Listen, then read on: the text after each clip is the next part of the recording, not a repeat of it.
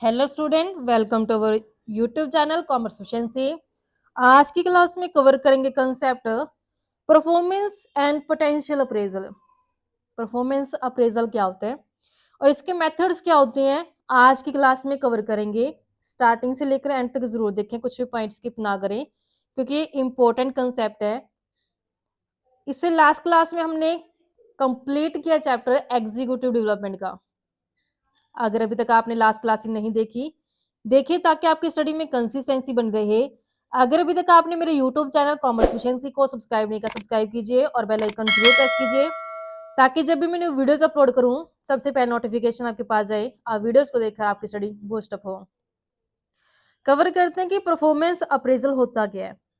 Performance appraisal एक ऐसा process होता है जिसमें एचआर या फिर जो मैनेजर होता है वो चेक करते हैं कि एम्प्लॉई अपना काम कितना अच्छा कर रहा है, उसके टारगेट्स पूरे हो रहे हैं या नहीं पूरे हो रहे हैं, उसका स्किल्स कैसा है और उसका बिहेवियर कैसा है, वर्क एटीट्यूड कैसे है, सब कुछ चेक किया जाता है।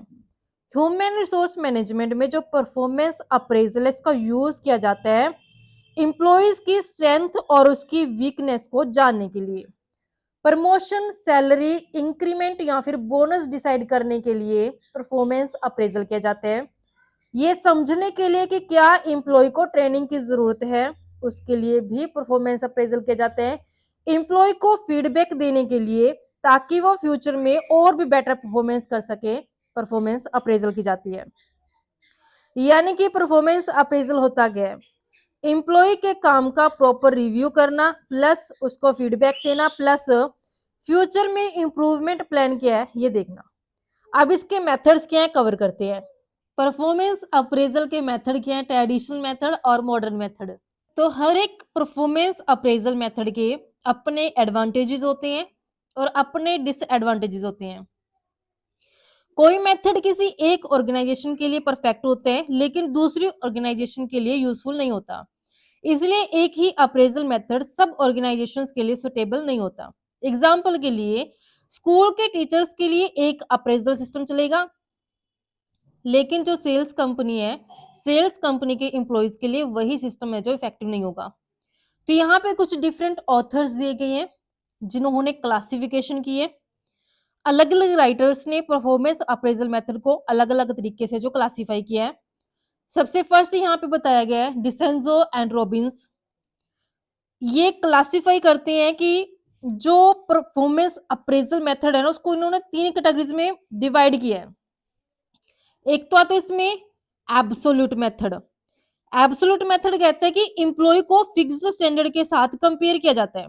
एग्जाम्पल के लिए रेटिंग स्केल का यूज करना, रेटिंग स्केल जिसमें एक्सेलेंट, गुड, एवरेज जो दी जाती है। एब्सोल्यूट के बाद रिलेटिव मेथड, इंप्लॉयज को एक दूसरे से कंपेयर किया जाता है। जैसे एग्जाम्पल के लिए बेस्ट इंप्लॉय को रैंक 1 देना, नेक्स्ट को रैंक 2 देना। ऑब्जेक्टिव मेथड, टारगेट्स और रिजल्ट्स के बेसिस पर अप्रेजल करना। एग्जाम्पल के लिए सेल्स टारगेट अचीव हुआ है या नहीं हुआ, उसके बेस पे जो यहाँ पे इसको मतलब कि अप्रेज किया जाता है। फिर अश्वत्थप्पा के अकॉर्डिंग क्लासिफिकेशन की गई है। इन्होंने दो कैटेगरीज बनाई है, past oriented, future oriented. Past oriented में एम्प्लॉइज ने जो पास्ट में काम किया है उस पर फोकस किया जाता है। एग्जाम्पल के लिए लास्ट ईयर परफॉर्मेंस रिपोर्ट को देखना, उसके बेस पे उसकी परफॉर्मेंस को प्रेज करना। फ्यूचर ओरिएंटेड में एम्प्लॉय फ्यूचर में कितना बेटर परफॉर्म कर सकता है ये देखना। एग्जाम्पल के लिए ट्रेनिंग की कितनी नीड्स है, प्रमोशन पोटेंशियल कितना है, ये इसमें देखा जाता है। मिकेल आर कैरल के अकॉर्डिंग जो इन्होंने टीम ने और इन्होंने मिलकर जो क्लासिफिकेशन की है वो 6 टाइप इन्होंने बनाए हैं। कौन कौन से 6 टाइप बनाए इन्होंने, rating scale, comparative method, critical incidence, SA method, MBO यानी कि management by objective, combination method. तो ये 6 क्लासिफिकेशन है जिन्होंने की है। एग्जाम्पल लेते हैं मैनेजमेंट बाय ऑब्जेक्टिव का। मैनेजर और एम्प्लॉय मिलकर गोल सेट करते हैं इसमें, जैसे कि 3 मंथ्स में 100 यूनिट है जो सेल करनी है, इस तरीके से जिसमें बनाए जाते हैं गोल्स। फिर आते हैं रोक एंड लेविस। जो रोक एंड लेविस इन्होंने क्लासिफिकेशन की है 2 कैटेगरीज के अंदर। एक तो इन्होंने नैरो इंटरप्रिटेशन की है जो बताते हैं कि लिमिटेड फैक्टर्स को देखा जाता है इसमें। ब्रॉड इंटरप्रिटेशन में ओवरऑल परफॉर्मेंस को जो देखा जाता है। फिर बिटी एंड श्नियर के अकॉर्डिंग जो क्लासिफिकेशन की गई, उन्होंने 4 ग्रुप्स के अंदर है जिसको क्लासिफिकेशन किया है। Comparative method, absolute method, goal setting करना और डायरेक्ट इंडाइसिस करना। तो इस तरीके से इन्होंने 4 ग्रुप है जो बताए हैं बिटी एंड श्नियर ने। जैसे एग्जांपल के तौर पे गोल सेटिंग का एग्जांपल लेते हैं, जो ये गोल सेटिंग है इसका एग्जांपल लेते हैं। इंप्लॉय का टारगेट सेट करना और बाद में उसको मेजर करना कि क्या गोल अचीव किया या फिर नहीं किया। तो यहाँ पे जो मोस्ट कॉमन क्लासिफिकेशन दी गया वो स्ट्रॉस एंड स्टेज ने दी है, जो यहाँ पे डिफाइन करते हैं। ये सबसे ज्यादा यूज होने वाली क्लासिफिकेशन है। जो क्लासिफिकेशन दी गई है यहाँ पे स्ट्रॉस एंड सेल्स ने, ये क्लासिफिकेशन बहुत ज्यादा यूज होती है। इन्होंने जो डिवाइड किया ना उसको ट्रेडिशनल और मॉडर्न मेथड के अंदर डिवाइड किया है परफॉर्मेंस अप्रेजल को। ट्रेडिशनल मेथड जो फोकस करते हैं वो पर्सनालिटी ट्रेट्स पर फोकस करते हैं, जैसे कि initiative, dependability, drive, creativity, integrity, intelligence, leadership potential, इन सब चीजों के ऊपर जो फोकस किए जाते हैं। एग्जाम्पल के लिए एम्प्लॉय हार्ड वर्किंग है या नहीं है, ऑनेस्ट है या नहीं है, इस चीज के ऊपर फोकस किया जाता है। लेकिन यहाँ पे दिक्कत ये आती है कि ये मेथड सब्जेक्टिव होते हैं, इस कारण से इसमें बाइसनेस जो आ सकती है।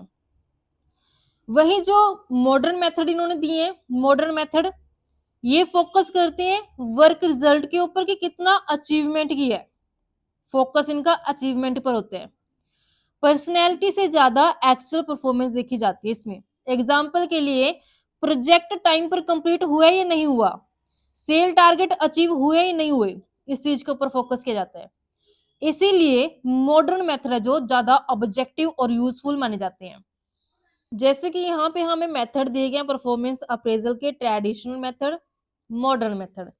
ट्रेडिशनल मेथड, ये जो मेथड है ट्रेडिशनल मेथड, ये पुराने तरीके होते हैं। इस मेथड के अंदर जो ज्यादा फोकस किया जाता है वो कंपैरिजन और जजमेंट के ऊपर किया जाता है। इसमें इंक्लूड किए जाते हैं ranking method, paired comparison, grading, forced distribution method, forced choice method, checklist method, critical incident method, graphic scale method, essay method, field review method, confidential report. Modern method के अंदर MBO, management by objectives, behaviourally anchored rating scales, assessment centre, 360 degree appraisal, cost accounting method. अब इन्हें cover करेंगे एक एक करके। सबसे first cover करते हैं हम ट्रेडिशनल मेथड को, जो पुराने तरीके हैं। ट्रेडिशनल मेथड के अंदर सबसे फर्स्ट जो हमारा मेथड आता है वो है रैंकिंग मेथड। रैंकिंग मेथड में क्या होता है, ये सबसे ही ज्यादा पुराना मेथड है, पुराना तरीका है, सिंपल तरीका है परफॉर्मेंस अप्रेजल करने का। इसमें एम्प्लॉय को एक दूसरे से कंपेयर करके बेस्ट से वर्स्ट या फिर हाईएस्ट से लोएस्ट ऑर्डर में रैंक दिया जाता है। क्योंकि नाम से क्लियर है, रैंकिंग मेथड यानी कि रैंक देना, कंपैरिजन किया जाएगा एम्प्लॉयज को आपस में और उन्हें रैंक असाइन कर दिया जाएगा। जैसे एग्जांपल के लिए अगर एम्प्लॉय बेस्ट है तो उसे 1 रैंक दे दो, सेकंड बेस्ट वाले को रैंक 2 दे दो, जो सबसे वर्स्ट एम्प्लॉय है उसको लास्ट रैंक दे दो। तो ये काम कैसे करता है, ये सबसे पहले बेस्ट एम्प्लॉय को आइडेंटिफाई किया जाता है, फिर वर्स्ट एम्प्लॉय को आइडेंटिफाई किया जाता है, उसके बाद बीच के एम्प्लॉयज को रैंक दिया जाता है। जब तक सारे एम्प्लॉयज को रैंक ना मिल जाए तब तक इसे यूज किया जाता है। अगर 10 एम्प्लॉय हैं तो रैंक 1 से लेकर के 10 रैंक तक का जो दिया जाएगा। एग्जाम्पल के लिए मान लेते हैं कि एक ऑफिस के अंदर 5 एम्प्लॉय हैं, 5 एम्प्लॉय मान लेते हैं कि ए बी सी डी और ई है। एग्जाम्पल लेते हैं, एग्जाम्पल के लिए एक ऑफिस के अंदर 5 एम्प्लॉय हैं, A B C D E तक। मैनेजर के अकॉर्डिंग जो परफॉर्मेंस है, ए की जो परफॉर्मेंस है वो सबसे बेस्ट है, और जो सी की परफॉर्मेंस है वो सेकंड बेस्ट है, सेकंड बेस्ट है। फिर जो बी की जो परफॉर्मेंस है वो एवरेज है। फिर डी की जो परफॉर्मेंस है वो बिलो एवरेज है, बिलो एवरेज है। और जो ई की परफॉर्मेंस है वो सबसे वर्स्ट है, खराब परफॉर्मेंस है उसकी। तो यहाँ पे जो रैंकिंग होगी वो कैसे होगी? तो जो रैंक 1 दिया जाएगा, रैंक 1 किसको दिया जाएगा? सबसे बेस्ट कौन है? ए है, ए को रैंक 1 दे देंगे। जो रैंक 2 दिया जाएगा वो किसको दिया जाएगा? रैंक 2 सेकंड बेस्ट को, यानी कि सी को। फिर रैंक 3 किसको दिया जाएगा? बी को, जो एवरेज है। फिर रैंक 4 किसको दिया जाएगा? जो डी है। फिर जो रैंक 5 है वो किसको दे दिया जाएगा? जो बिल्कुल वर्स्ट है, ई, इसे दे दिया जाएगा। तो इस तरीके से जो रैंकिंग दी जाती है, जो ये रैंकिंग ये मैनेजर ने दी है एम्प्लॉय की परफॉर्मेंस के बेस पे। इस मेथड में कुछ लिमिटेशंस भी हैं। क्या लिमिटेशंस है इसमें? सबसे फर्स्ट लिमिटेशन आती है कि ये नहीं बताता कितना डिफरेंस है, यानी कि सिर्फ रैंक मिलती है इसमें, लेकिन ये क्लियर नहीं होता कि रैंक 1 और रैंक 2 में कितना डिफरेंस है। एग्जाम्पल के लिए रैंक 1 और रैंक 2 ऑलमोस्ट इक्वल परफॉर्म कर रहे हैं, हो सकता है कि वो दोनों इक्वल परफॉर्मेंस कर रहे हैं, फिर भी जो रैंक क्या होगी उनकी? अलग मिलेगी उनको। नेक्स्ट इसकी लिमिटेशन आती है कि ज्यादा इंप्लॉइज हो तो ये मुश्किल हो जाता है रैंकिंग मेथड को यूज करना। अगर इंप्लॉइज बहुत ज्यादा हो, जैसे कि 100 लोग हैं, मान लेते हैं एक ऑफिस के अंदर 100 लोग काम कर रहे हैं, तो सबको रैंक देना बहुत डिफिकल्ट हो जाएगा। थर्ड लिमिटेशन आती है कि डिफरेंट ट्रेड्स कंपेयर करना मुश्किल होता है। हर एम्प्लॉय के बिहेवियर और स्किल्स अलग होते हैं, उनको एक लाइन में कंपेयर करना फेयर नहीं है। एग्जाम्पल के लिए एक एम्प्लॉय कम्युनिकेशन में स्ट्रांग है और दूसरा एम्प्लॉय टेक्निकल काम करने में स्ट्रांग है, तो यहाँ पे कंपैरिजन क्या होगा उनका? मुश्किल हो गया। तो इसका सोल्यूशन क्या है? जो इस मेथड का सोल्यूशन है वो है पेयर्ड कंपैरिजन मेथड। तो इन सभी प्रॉब्लम्स को सोल्व करने के लिए पेयर्ड कंपैरिजन मेथड है जो डेवलप किया गया। इसमें एम्प्लॉय को पेयर पेयर में कंपेयर किया जाता है, पेयर बना दिए जाते हैं, फिर उनको कंपेयर किया जाता है। पेयर्ड कंपैरिजन मेथड में हर एम्प्लॉय को दूसरे एम्प्लॉय से 1 to 1 कंपेयर किया जाता है। कंपैरिजन यूजुअली सिर्फ एक ट्रेड्स, जैसे एग्जांपल के लिए लेते हैं कि परफॉर्मेंस या फिर टीचिंग क्वालिटी या फिर एफिशिएंसी के बेस पर होता है कंपैरिजन। जो यहाँ पे रेटर होता है, रेटर मैनेजर भी हो सकते हैं, वीसी भी हो सकते हैं, बॉस भी हो सकते हैं। तो रेटर को पेयर्स को नेम्स दिए जाते हैं, नाम दिए जाएंगे, तभी तो क्या किया जाएगा? यहाँ पे उनकी पेयर्ड कंपैरिजन की जाएगी। फिर हर पेयर में से जो बेटर लगता है उसका नाम लिख के फिर उसके आगे ना ऐसे टिक लगा दिया जाएगा, नाम लिख के उसके पेयर का, फिर उसके आगे टिक लगा देंगे। तो ये कैसे फाइनल रैंक बनती है उसे समझेंगे कि जैसे एम्प्लॉय को ज्यादा बार बेटर मार्क किया जाता है उसका स्कोर ज्यादा होता है, स्कोर के बेसिस पर ही फाइनल रैंकिंग है जो डिसाइड की जाती है। तो जितनी बार बेटर माना गया उतनी ही अच्छी है जो रैंक होगी उसकी। यहाँ पे जो फॉर्मूला यूज किया जाता है पेयर निकालने का, टोटल पेयर निकालेंगे n-1 डिवाइड बाय 2 करके। तो यहाँ पे जो n है वो टोटल नंबर ऑफ एम्प्लॉयज को डिनोट करते हैं। एग्जाम्पल की हेल्प से समझेंगे। जो यहाँ पे एग्जाम्पल लिया गया है, मान लेते हैं कि 5 टीचर हैं, तो यहाँ पे 5 टीचर मान लेते हैं के, यानी कि कुंदू, एम यहाँ पे Mohapatra, R Rahul, V Venkat, B Barman. तो ये 5 टीचर हैं। तो सबसे पहले स्टेप 1 लेते हैं। स्टेप 1 में क्या करते हैं? टोटल पेयर देखते हैं। यहाँ पे टोटल पेयर कितने? यहाँ पे फर्स्ट स्टेप के अंदर जो ले आता है टोटल पेयर्स लेंगे। टोटल पेयर कितनी आएंगी, सबसे पहले नंबर लेते हैं कि नंबर कितने टोटल 5 है। 5 है तो फॉर्मूला क्या लगेगा इसमें, n minus one divide by two, n five, 5 - 1 divide by two, 5 में से 1 गया 4, 5 × 4 डिवाइड बाई 2, 2 2 4 10 हो गया। तो यहाँ पे फर्स्ट स्टेप में हमें पता चल गया कि टोटल पेयर कितने बनेंगे, 10 बनेंगे। फिर स्टेप सेकंड लेंगे। स्टेप सेकंड के अंदर जितने भी पॉसिबल पेयर्स बन सकते हैं उनको बनाएंगे। तो यहाँ पे इन पांचों से जितने पॉसिबल पेयर बनते हैं वो बनाएंगे। सबसे पहले के का पेयर बनाते हैं एम के साथ, आर के साथ, वी के साथ और बी के साथ। तो के का पेयर बनाएंगे एम के साथ, के का पेयर बनाएंगे आर के साथ, फिर के का वी के साथ, फिर के का बी के साथ, पेयर बन गया। फिर एम का पेयर बनाएंगे आर के साथ, फिर वी के साथ, फिर बी के साथ।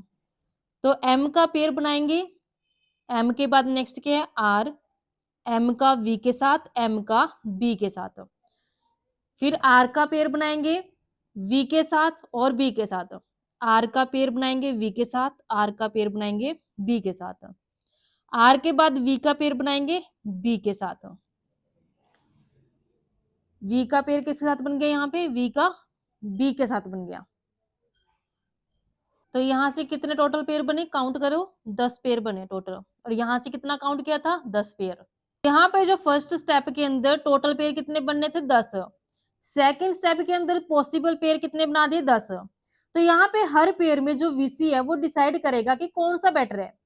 फिर थर्ड स्टेप के अंदर जो थर्ड स्टेप होगा उस थर्ड स्टेप में स्कोर और रैंकिंग की जाएगी। तो जिस टीचर का नाम मैक्सिमम टाइम्स बेटर आया उसका स्कोर हाईएस्ट होगा तो उसको रैंक 1 दी जाएगी। लेकिन इस मेथड की डिसएडवांटेज क्या है कि अगर एम्प्लॉइज बहुत ज्यादा हो जाते हैं ना, जैसे मान लेते हैं कि एम्प्लॉय 50 है या फिर 100 है, तो पेयर बनाना बहुत मुश्किल हो जाता है। तो पेयर बनाना टाइम कंज्यूमिंग होगा और कंफ्यूजिंग भी हो जाएगा। नेक्स्ट मेथड आता है ग्रेडिंग मेथड। ग्रेडिंग मेथड में पहले से ग्रेड्स डिसाइड कर लिए जाते हैं और हर एम्प्लॉय को उस ग्रेड में डाल दिया जाता है जो उसकी परफॉर्मेंस मैच करेगा। तो यहाँ पे जो कॉमन ग्रेड्स यूज की जाती है ना, जनरली 3 कैटेगरीज की होती हैं। आउटस्टैंडिंग, जिसमें बहुत ही अच्छी परफॉर्मेंस आती है। सेटिस्फैक्टरी, जिसमें ठीक ठाक सी एवरेज परफॉर्मेंस आती है।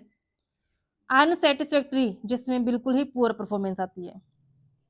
एग्जाम्पल लेते हैं कि मान लेते हैं कि एक ऑफिस के अंदर एम्प्लॉयज का रिजल्ट आया है। मान लेते हैं राम का जो बहुत आउटस्टैंडिंग रिजल्ट आया है, श्याम का सेटिस्फैक्टरी आया है और मोहन का अनसेटिस्फैक्टरी आया है। तो यहाँ पे कोई कंपैरिजन नहीं है, सिर्फ कैटेगरीज में प्लेस किया जाता है। जो ये ग्रेडिंग मेथड है, ग्रेडिंग मेथड में एम्प्लॉयज की परफॉर्मेंस को डिफरेंट ग्रेड्स में डिवाइड किया जाता है। अलग अलग ग्रेड्स के अंदर डिवाइड कर देंगे। जो ग्रेड्स हैं 3 से ज्यादा भी हो सकती हैं, मोर देन 3 भी हो सकते हैं। 3 तो हमने कवर कर लिया अभी, 3 से ज्यादा भी हो सकती हैं, जैसे कि excellent, very good, good, average, poor. इस तरीके से 3 से ज्यादा ग्रेड भी है जो हो सकती हैं। तो एम्प्लॉय की परफॉर्मेंस को देखा जाता है और जो ग्रेड उसकी परफॉर्मेंस से मैच करता है उसी में उसे डाल दिया जाता है। एग्जाम्पल के लिए अगर राम का काम बहुत ज्यादा अच्छा है तो उसे एक्सीलेंट बोलेंगे, श्याम का काम ठीक ठाक से है तो उसे गुड देंगे, जो मोहन है उसका परफॉर्मेंस वीक है तो उसे एवरेज दे देंगे। तो ये मेथड सेमेस्टर एग्जाम और पब्लिक सर्विसेज सिलेक्शन में यूज होते हैं। तो इसकी लिमिटेशंस क्या है, क्या है इसकी कमियां क्या है। तो कभी कभी मैनेजर ज्यादा एम्प्लॉयज को हायर ग्रेड दे देता है चाहे परफॉर्मेंस उतनी अच्छी ना हो, तो इससे बायसनेस हो जाती है। तो इस तरीके से बच्चों हमने ये कवर किया कंसेप्ट। नेक्स्ट आता है फोर्स्ड डिस्ट्रीब्यूशन मेथड। जो ये मेथड है ये टिफिन ने डेवलप किया था ताकि सेंट्रल टेंडेंसी एरर, यानी कि सबको अच्छा रेटिंग देना, उसको कम किया जा सके। सेंट्रल टेंडेंसी एरर को कम करने के लिए टिफिन ने इस मेथड को डेवलप किया। इस मेथड में माना जाता है कि एम्प्लॉइज की परफॉर्मेंस नॉर्मल डिस्ट्रीब्यूशन फॉलो करती है। डिस्ट्रीब्यूशन एग्जाम्पल लेते हैं, जैसे इसमें हम 10 यानी कि 10% का मतलब होता है एक्सेलेंट, 20% यानी कि वेरी गुड, 40% मतलब एवरेज, 20% मतलब बिलो एवरेज, 10% मतलब पुअर। तो मतलब कि सब इंप्लॉइज को एक्सेलेंट नहीं दिया जा सकता, चाहे मैनेजर चाहता है ना तब भी उसको, मतलब कि हर इंप्लॉइज को एक्सेलेंट नहीं दे सकता वो। एग्जाम्पल के लिए अगर 100 इंप्लॉई हैं तो सिर्फ 10 इंप्लॉइज को एक्सेलेंट दिया जाएगा, 40 इंप्लॉइज को एवरेज और 10 इंप्लॉइज को पुअर। तो इसका एडवांटेज क्या होता है कि बायसनेस कम हो जाती है, इसमें लार्ज नंबर ऑफ इंप्लॉइज का कंपैरिजन करना आसान होता है, प्रमोशन डिसीजन में जो ये हेल्प करता है। लेकिन इसकी कमी क्या है कि अगर सब इंप्लॉइज सेम लेवल का काम कर रहे हो तब भी उन्हें अलग अलग ग्रेड्स देने पड़ते हैं, जो कि अनफेयर लग सकता है। नेक्स्ट मेथड आते हैं forced choice method. Forced choice method में क्या होते हैं, ये मेथड जेपी गिलफोर्ड ने डेवलप किया था। इसमें जो रेटर होता है यानी कि जो मैनेजर होते हैं ना, तो मैनेजर को रेडीमेड स्टेटमेंट के ग्रुप दिए जाते हैं, रेटर को चूज करना होता है कि कौन सा स्टेटमेंट एम्प्लॉय को बेस्ट डिस्क्राइब करता है। स्टेटमेंट में पॉजिटिव और नेगेटिव दोनों होते हैं। पॉजिटिव स्टेटमेंट जैसे एग्जांपल के लिए इसमें अच्छी बातें लिखनी है कि एम्प्लॉय अपने सबॉर्डिनेट को क्लियर और अच्छी इंस्ट्रक्शन देते हैं, एम्प्लॉय पर भरोसा किया जा सकता है कि वो काम कंप्लीट करेगा। ऐसे ही नेगेटिव स्टेटमेंट जिसमें बुराइयां आती हैं कि एम्प्लॉय अपनी कैपेसिटी से ज्यादा प्रॉमिस करते हैं, एम्प्लॉय कुछ एम्प्लॉयज को ज्यादा फेवर करते हैं। एग्जांपल लेते हैं, मैनेजर को 4 स्टेटमेंट दिए गए, उसमें से 2 पॉजिटिव है और 2 नेगेटिव स्टेटमेंट है, तो मैनेजर को फोर्सफुली चूज करना होता है, इसलिए वो इजिली बायसनेस यहाँ पे नहीं दिखा सकता। तो इसके एडवांटेजेस क्या होते हैं कि पर्सनल लाइकिंग या फिर डिसलाइकिंग का इफेक्ट यहाँ पे कम होता है, फेयर अप्रेजल होता है। फोर्स्ड चॉइस मेथड के अंदर हर स्टेटमेंट का एक फिक्स्ड स्कोर यानी कि वेट होता है, लेकिन जो रेटर होते हैं ना उसको ये स्कोर पता नहीं होता। तो एचआर डिपार्टमेंट पॉजिटिव और नेगेटिव दोनों टाइप के स्टेटमेंट का स्कोर कैलकुलेट करता है, फाइनल रेटिंग सब स्टेटमेंट को मिलाकर बनाई जाती है। तो इसका फायदा क्या मिलता है कि ये मेथड ज्यादा ऑब्जेक्टिव होता है, यानी कि फेयर मेथड है ये। मैनेजर अपनी पसंद या फिर नापसंद से रेटिंग नहीं दे पाता। लेकिन यहाँ पे प्रॉब्लम क्या आई कि इस मेथड के लिए बहुत सारे केयरफुली डिजाइन स्टेटमेंट बनाने पड़ते हैं, जिसे फोर्स्ड चॉइस स्किल्स कहते हैं। इनको बनाना टाइम कंज्यूमिंग और बहुत ही ज्यादा मेहनत का काम होता है। एग्जाम्पल के लिए मैनेजर सिर्फ चूज करता है कि एम्प्लॉय रिलायबल है, एम्प्लॉय फेवरेटिज्म करता है, लेकिन एक्चुअल मार्क्स एचआर के पास होते हैं, मैनेजर के पास नहीं होते। तो इस तरीके से बच्चों आज हमने हाफ मेथड कवर कर लिए, ट्रेडिशन मेथड। आई होप आपको क्लियर होगी। नेक्स्ट क्लास में कवर करेंगे जो इसका रिमेनिंग पार्ट है। ऐसे ही रेगुलर क्लासेस के लिए आप मेरे यूट्यूब चैनल कॉमर्स प्रोफिशिएंसी को सब्सक्राइब, लाइक और शेयर करें। बेल आइकन जरूर प्रेस करें ताकि जब भी मैं न्यू वीडियोस अपलोड करूं सबसे पहले नोटिफिकेशन आपके पास जाए, आप वीडियोस को देखकर आपकी स्टडी बूस्ट अप हो।